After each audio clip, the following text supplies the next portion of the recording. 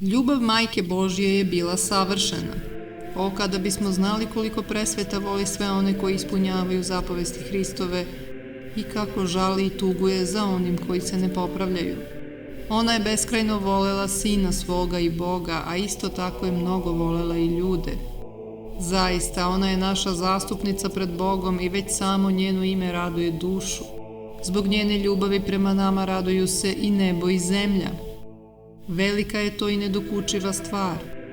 Majka Božja živi na nebu i neprestano gleda slavu Božju, ali ne zaboravlja ni nas uboge i svojim milosrđem štiti svu zemlju i sve narode. Ona je naša radost i uzdanica. Ona je naša mati po duhu i bliska nam je kao čovek po svojoj prirodi. Takvu nam je prečistu majku svoju darovao Gospod.